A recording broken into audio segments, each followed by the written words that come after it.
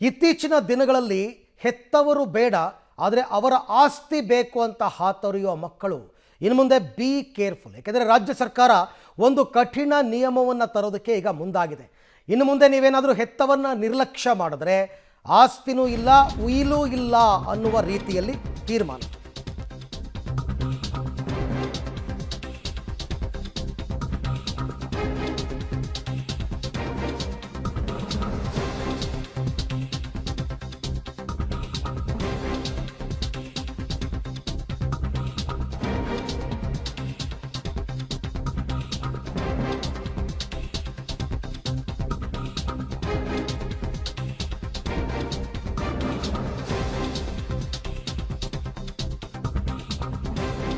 ಹೆತ್ತವರು ಬೇಡ, ಆದರೆ ಅವರ ಆಸ್ತಿ ಬೇಕು ಅಂದರೆ ಇನ್ನು ಮುಂದೆ ಹುಷಾರ್. ಯಾಕೆಂದರೆ ಹೆತ್ತವರನ್ನು ಕಡೆಗಣಿಸಿದ್ರೆ ಇನ್ನು ಮುಂದೆ ನಿಮಗೆ ಆಸ್ತಿ ಸಿಗಲ್ಲ. ತಂದೆ ತಾಯಿ ಅಥವಾ ಪಿತ್ರಾರ್ಜಿತ ಆಸ್ತಿ ಸಿಗಲ್ಲ.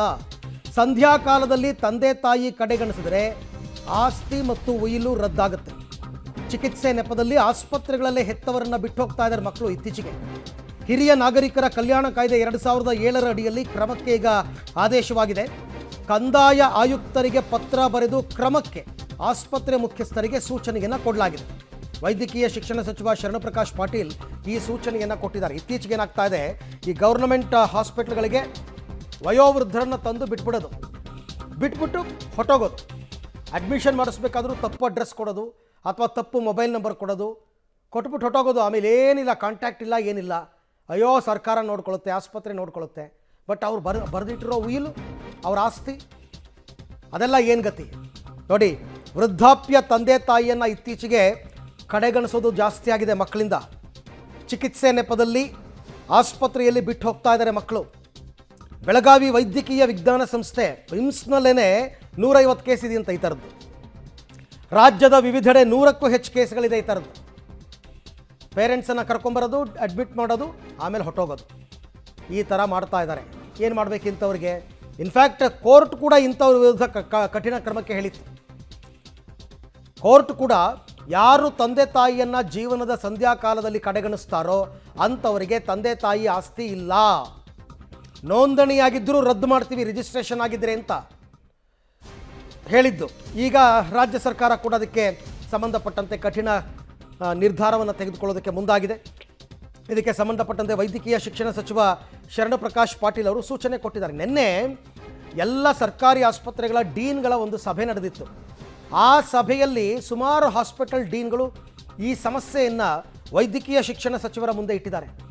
ಸಾರ್ ತಂದು ಸೇರಿಸ್ಬಿಟ್ಟು ಹೊಟ್ಟೋಗ್ತಾರೆ ಸರ್, ಆಮೇಲೆ ಕರ್ಕೊಂಡೋಗೋಕ್ಕೆ ಬರಲ್ಲ, ನೆಗ್ಲೆಕ್ಟ್ ಮಾಡ್ತಾ ಇದ್ದಾರೆ ಅಂತೆಲ್ಲ ಹೇಳಿದಾಗ, ಆ್ಯಕ್ಚುಲಿ ಇದು ಇದೆ ಮೊದಲೇ 2007 ಹಿರಿಯ ನಾಗರಿಕರ ಕಲ್ಯಾಣ ಕಾಯ್ದೆ ಇದೆಯಲ್ಲ, ಅದರ ಒಂದು ಪ್ರಾವಿಷನ್ ಇದೆ, ಸ್ಟೇಟ್ ಗೌರ್ನಮೆಂಟ್ ಅವರು ಕೂಡ ಕ್ರಮ ತಗೋಬಹುದು ಅಂತ. ಸೊ ಈಗ ಹಿರಿಯ ನಾಗರಿಕರ ಕಲ್ಯಾಣ ಕಾಯ್ದೆ 2007 ಕಟ್ಟುನಿಟ್ಟಾಗಿ ಜಾರಿ ಆಗುತ್ತಂತೆ. ಆಸ್ಪತ್ರೆಗಳಲ್ಲಿ ತಂದೆ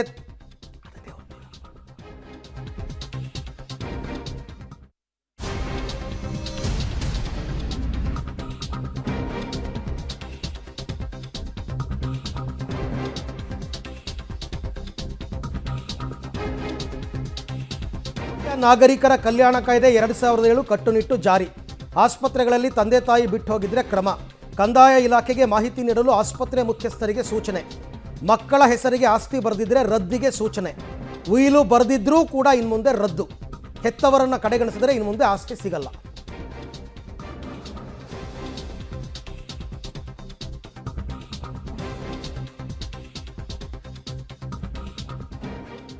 ಇನ್ನು ಆಸ್ತಿ ಬರೆದುಕೊಟ್ಟ ನಂತರ ಅನಾಥವಾಗ್ತಾ ಇದ್ದಾರೆ ಹೆತ್ತವರು. ಮೊದಲೆಲ್ಲ ಪುಸಲಾಯಿಸಿ ಆಸ್ತಿ ಬರೆಸ್ಕೊಂಬಿಡೋದು, ಆಮೇಲೆ ಹೆತ್ತವರು ಅನಾಥರಾಗ್ತಾರೆ. ಬಂದು ಹಾಸ್ಪಿಟ್ಲಿಗೆ ಅಡ್ಮಿಟ್ ಮಾಡಿಬಿಟ್ಟು ಬಿಟ್ಬಿಟ್ಟು ಹೋಗ್ತಾರೆ. ಅದೇನು ಆರ್ಥಿಕ ಸಂಕಷ್ಟವೋ ಒತ್ತಡದಿಂದಲೋ ಹೆತ್ತವರು ಅನಾಥರಾಗ್ತಾ ಇದ್ದಾರೆ. ಸರ್ಕಾರಿ ಸೌಲಭ್ಯ ಸಿಗುತ್ತೆ ಅನ್ನೋ ಕಾರಣಕ್ಕೆ ನಿರ್ಲಕ್ಷ್ಯ. ಹಾಸ್ಪಿಟ್ಲಿಗೆ ತಂದು ಅಡ್ಮಿಟ್ ಮಾಡಿಬಿಟ್ರೆ ನೋಡ್ಕೋತಾರೆ ಗೌರ್ನಮೆಂಟ್ ಹಾಸ್ಪಿಟ್ಲ್ ಅವರು. ಹಾಗಾಗಿ ಪೇರೆಂಟ್ಸ್ ಬಗ್ಗೆ ಮಕ್ಕಳು ನಿರ್ಲಕ್ಷ್ಯ. ಚಿಕಿತ್ಸೆಗೆ ದಾಖಲಿಸಿದ ಬಳಿಕ ಮಕ್ಕಳು ಪರಾರಿ ಆಗ್ತಾ ಇದ್ದಾರೆ. ದಿನೇ ದಿನೇ ಹೆಚ್ಚುತ್ತಾ ಇದೆ ಪೋಷಕರ ನಿರ್ಲಕ್ಷ್ಯದ ಕೇಸು. ನೀವು ಪುನೀತ್ ರಾಜ್ಕುಮಾರ್ ಅವರ ರಾಜ್ಕುಮಾರ ಸಿನಿಮಾ ನೋಡಿದರೆ ನಿಮಗೆ ಗೊತ್ತಿರುತ್ತೆ ಅದೇನು ಅಂತಂದ್ಬಿಟ್ಟು. ಇವತ್ತು ಅವ್ರನ್ನ ನೆನಪಿಸ್ಕೋಬೇಕು, ಆ್ಯಕ್ಚುಲಿ ಅವ್ರ ಬರ್ತ್ಡೇ. ಸೊ ಹಾಗಾಗಿ ಅವ್ರ ಸಿನಿಮಾದಲ್ಲಿ ಅದೇ ದೃಶ್ಯ ನೀವು ನೋಡ್ತಾ ಇರೋದು.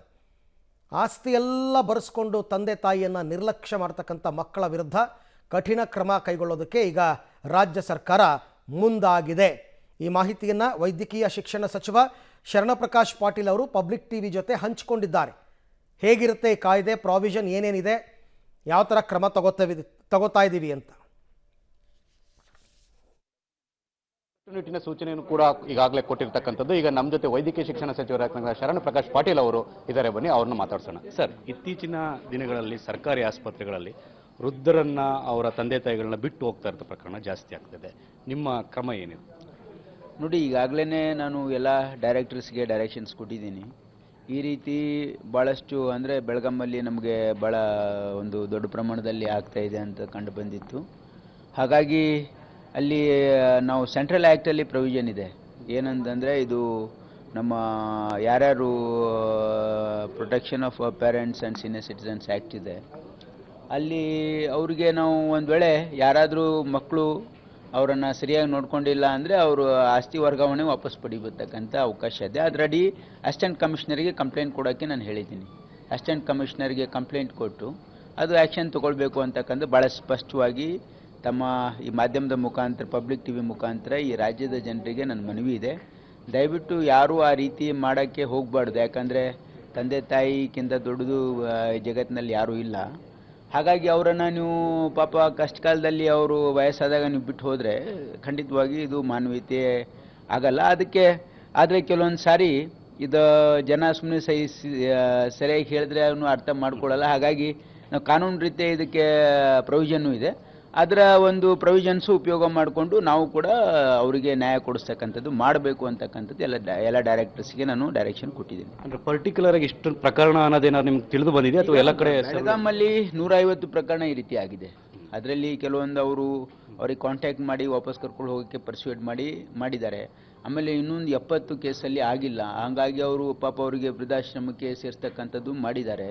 ಕೆಲವೊಬ್ಬರು ಏನೋ ಆಸ್ಪತ್ರೆಯಲ್ಲೇ ಇದ್ದಾರೆ. ಈ ರೀತಿ ಆಗಿದೆ, ಬೆಳಗಾಮಲ್ಲಿ ಆಗಿದೆ. ಅದಕ್ಕೆ ಬೇರೆ ಬೇರೆ ಇನ್ಸ್ಟಿಟ್ಯೂಟಲ್ಲಿ ಏನೇನು ಕೇಸಸ್ ಇದೆ ಅದನ್ನು ಕೂಡ ನಾವು ಡೈರೆಕ್ಷನ್ ಕೊಡ್ತಾ ಇದ್ದೀವಿ. ಅಂದರೆ ಸ್ಟೇಟಿಂದ ಏನಾದರೂ ಒಂದು ಕಾಯ್ದೆ ತರೋದಕ್ಕೆ ಏನಾದರೂ ಚಿಂತನೆ ಮಾಡ್ಬೋದು? ಯಾಕಂದರೆ ಸೆಂಟ್ರಲ್ ಆಕ್ಟೇ ಆಗುತ್ತಾ ಅಂತ? ಆಗುತ್ತೆ, ಈಗ because there is a provision in the act. ಆ ಸೆಂಟ್ರಲ್ ಆ್ಯಕ್ಟಲ್ಲಿ ನಾವು ಮಾಡ್ಬೋದು. ಒಂದು ವೇಳೆ ಆ ರೀತಿ ಏನಾದರೂ ಸಫಿಷಿಯೆಂಟ್ ಅಂತ ಅನಿಸಿಲ್ಲ ಇಂಪ್ಲಿಮೆಂಟ್ ಮಾಡುವಾಗ ಅಂದರೆ then we will do what is required. ಇದಿಷ್ಟು ಶರಣಪ್ರಕಾಶ್ ಪಾಟೀಲ್ ಅವರ ಒಂದು ಹೇಳಿಕೆ. ಅಂದರೆ ಪ್ರಮುಖವಾಗಿ ಇತ್ತೀಚಿನ ದಿನಗಳಲ್ಲಿ ಪ್ರಕರಣಗಳು ಜಾಸ್ತಿ ಆಗ್ತಿದೆ. ಬೆಳಗಾವಿಯಲ್ಲೂ ಕೂಡ ಅದು ಜಾಸ್ತಿ ಆಗ್ತಾ ಇರತಕ್ಕಂಥದ್ದು ನಮಗೆ ಕಂಡು ಬಂದಿದೆ. ರಾಜ್ಯಾದ್ಯಂತ ಎಲ್ಲ ಕಡೆಗಳಲ್ಲೂ ಕೂಡ ಇದನ್ನು ನಾವು ಮಾಹಿತಿ ಸಂಗ್ರಹ ಮಾಡೋದಕ್ಕೆ ಅಧಿಕಾರಿಗಳಿಗೆ ಸೂಚನೆ ಕೊಟ್ಟಿದ್ದೇವೆ. ಹಾಗಾಗಿ ಕಟ್ಟುನಿಟ್ಟಿನ ಕ್ರಮವನ್ನು ತೆಗೆದುಕೊಳ್ತೇವೆ ಅಂತ ಕೂಡ ಸ್ಪಷ್ಟಪಡಿಸಿದ್ದಾರೆ. ಕ್ಯಾಮರಾ ಪರ್ಸನ್ ರಾಮು ಜೊತೆ ರವಿ ಸೆಚಸ್, ಪಬ್ಲಿಕ್ ಟಿವಿ, ಬೆಂಗಳೂರು. ಅಂದರೆ ಸಂಧ್ಯಾಕಾಲದಲ್ಲಿ ವಯೋವೃದ್ಧರಿಗೆ ಮಕ್ಕಳು ಆಸರಿ ಆಗಬೇಕು. ಆಸರಿ ಆಗಲಿಲ್ಲ ಅಂತಂದಾಗ ಮಾತ್ರ ಈ ಥರದ ಕಠಿಣ ಕ್ರಮ ಅಂತ ಅವ್ರು ಹೇಳ್ತಾ ಇರೋದು. ಬೆಳಗಾವಿ ಆಸ್ಪತ್ರೆ ಒಂದರಲ್ಲೇ 150 ಕೇಸ್ ಇದೆಯಂತೆ, ಬೇರೆ ಬೇರೆ ಕಡೆ ಎಲ್ಲ 100 ಕೇಸ್ ಇದೆಯಂತೆ. ಹೀಗೆಲ್ಲ ಇರಬೇಕಾದ್ರೆ ಇನ್ನು ಮುಂದಕ್ಕೆ ಹೆಂಗೆ ಅಂತಂದರೆ ಆಸ್ಪತ್ರೆಯವರು ಕಂದಾಯ ಆಯುಕ್ತರಿಗೆ ಪತ್ರ ಬರೀತಾರೆ. ಕಂದಾಯ ಆಯುಕ್ತರು ನೆಕ್ಸ್ಟ್ ಮುಂದಿನ ಕ್ರಮವನ್ನು ತಗೋತಾರೆ. ಈ ಬಗ್ಗೆ ಮತ್ತಷ್ಟು ಮಾಹಿತಿ ನನ್ನ ಕೊಲೀಗ್ ಪ್ರವೀಣ್ ಅವರಿಂದ ಪಡ್ಕೊಳ್ಳೋಣ. ಪ್ರವೀಣ್, ಈಗ ತೀರ್ಮಾನ ಏನೋ ಸರ್ಕಾರದ್ದು ಕರೆಕ್ಟ್ ಆಗಿದೆ, ಆದರೆ ಪರಿಣಾಮಕಾರಿಯಾಗಿ ಅನುಷ್ಠಾನಕ್ಕೆ ಬರೋದಕ್ಕೆ ಪ್ಲ್ಯಾನ್ ಆಫ್ ಆ್ಯಕ್ಷನ್ ಸರ್ಕಾರದ್ದು ಏನು ಅಂತ? ಹೌದು ಅರವಿಂದ್, ಏನಂದರೆ ತಂದೆ ತಾಯಿಯನ್ನು, ವೃದ್ಧ ತಂದೆ ತಾಯಿಯನ್ನು ನೋಡ್ಕೊಳ್ಳೋದಂತಹ ಮಕ್ಕಳಿಗೆ ಏನು ಆಸ್ತಿ ಮೇಲೆ ಕಣ್ಣು ಹಾಕಿ ಅವರ ಒಂದು ಲಾಲನೆ ಪಾಲನೆ ಮಾಡದೆ ಆಸ್ಪತ್ರೆಗಳಲ್ಲಿ ದಾಖಲಿಸಿ ಅಂದರೆ ಮನೆಗೆ ತೆರಳುವಂತಹ ಮಕ್ಕಳಿಗೆ ಈಗ ಸರ್ಕಾರ ಕಟ್ಟುನಿಟ್ಟಿನ ಕ್ರಮಕ್ಕೆ ಈಗಾಗಲೇ ಏನಾದರೂ ಮುಂದಾಗಿದೆ. ಆದರೆ ಪ್ರಮುಖವಾಗಿ ಏನಂದರೆ ಹಿರಿಯ ನಾಗರಿಕರ ಕಾಯ್ದೆ 2007 ಅಂದರೆ ಪ್ರಮುಖವಾಗಿ ಆ ಒಂದು ಕಾಯ್ದೆ ಅಡಿ ಏನಂದರೆ ಒಂದು ವೇಳೆ ಏನಾದರೂ ವೃದ್ಧ ತಂದೆ ತಾಯಿಯನ್ನು ಮಕ್ಕಳು ನೋಡಿಕೊಳ್ಳದೆ ಹೋದರೆ ಅವರು ಆಸ್ತಿಗೆ ಅನರ್ಹರು ಎಂಬ ಒಂದು ಕಾಯ್ದೆ ಇದೆ. ಆ ಒಂದು ಕಾಯ್ದೆಯನ್ನು ಈಗ ಜಾರಿ ಮಾಡಲು ಡಾಕ್ಟರ್ ಶರಣಪ್ರಕಾಶ್ ಪಾಟೀಲ್ ಏನಂದ್ರೆ ಎಲ್ಲ ಸಂಬಂಧಪಟ್ಟಂತಹ ಆಸ್ಪತ್ರೆಯ ಮೆಡಿಕಲ್ನ ಒಂದು ಡೀನ್ಗಳಿಗೆ ಸೂಚನೆಯನ್ನು ಕೊಟ್ಟಿದ್ದಾರೆ. ಯಾಕಂದ್ರೆ ಇತ್ತೀಚಿನ ದಿನಗಳಲ್ಲಿ ಅದರಲ್ಲೂ ಕೂಡ ಬೆಳಗಾವಿ ಭಾಗದಲ್ಲಿ ಬೆಳಗಾವಿ ವೈದ್ಯಕೀಯ ಆಸ್ಪತ್ರೆ ಒಂದರಲ್ಲೇ 150ಕ್ಕೂ ಅಧಿಕ ಜನ ಏನಂದ್ರೆ ಪೋಷಕರು ಮಕ್ಕಳಿಂದ ದೂರವಾಗಿದ್ದಾರೆ. ಅವರನ್ನ ಆಸ್ತಿಯನ್ನು ಬರ್ಸ್ಕೊಂಡಿದ್ದಾರೆ. ಅದಾದ ಬಳಿಕ ಅವರನ್ನು ಯಾವುದೇ ರೀತಿಯ ಕೇರ್ ಮಾಡದೆ ಆಸ್ಪತ್ರೆಗಳು ಕೂಡ ಬಾರದೆ ಏನಂದ್ರೆ ಆ ಒಂದು ಆಸ್ಪತ್ರೆಗಳಲ್ಲಿ ಬಿಟ್ಟು ಹೋಗಿದ್ದಾರೆ. ಹೀಗಾಗಿ ಆ ಒಂದು ತಂದೆ ತಾಯಿಗಳು ಈಗಾಗಲೇ ಅಲ್ಲಿರುವಂತಹ ಒಂದು ಡೀನ್ಗಳಿಗೆ ಈ ರೀತಿಯಾಗಿ ದೂರು ಕೊಟ್ಟಿದ್ದಾರೆ. ನಮ್ಮ